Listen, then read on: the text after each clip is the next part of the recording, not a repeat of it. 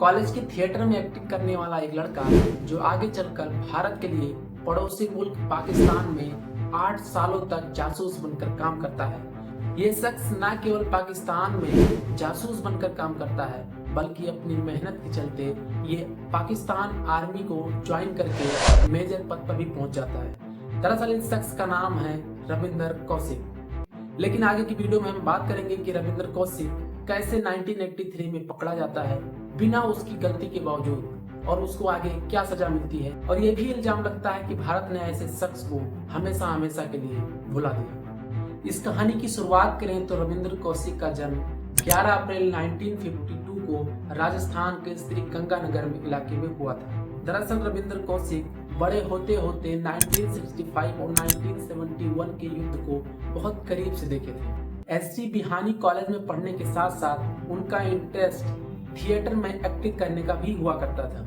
लखनऊ के एक थिएटर में रविंदर कौशिक 1972 में एक इंडियन आर्मी मैन का रोल प्ले कर रहे थे। कहानी कुछ यूं थी कि चीनी आर्मी द्वारा पकड़े जाने के बावजूद रविंदर कौशिक भारत से जुड़ी अहम जानकारी देने से इनकार कर देते हैं। ये परफॉर्मेंस देखकर रॉ के अधिकारी काफी खुश हुए और यहीं से शुरू हुई रविंदर कौशिक के जासूस बनने की कहानी। इसके बाद रविंदर कौशिक को रॉ में काम करने के लिए ऑफर दिया जाता है। रविंदर कौशिक इस ऑफर को स्वीकार कर लेते हैं। इसके बाद रॉ के द्वारा रविंदर कौशिक को 2 साल की कड़ी ट्रेनिंग दी जाती है। ट्रेनिंग के साथ साथ उनको उर्दू, पंजाबी और इस्लाम से जुड़ी कई सारी जानकारियां सीखने को मिलती है। पहली बार 1975 में Ravinder Kaushik as a undercover agent पड़ोसी मुल्क पाकिस्तान में नबी अहमद साकिब के नाम से बनकर जाते हैं। पाकिस्तान पहुंचने के बाद रविंदर कौशिक सबसे पहले कराची की लॉ यूनिवर्सिटी में एडमिशन लेते हैं और वहां से सफलतापूर्वक ग्रेजुएट पास होते हैं। इसके बाद रविंदर कौशिक को पाकिस्तानी सेना में एज ए कमिश्नर ऑफिसर का पोस्ट मिल जाता है, यानी नौकरी मिल जाती है।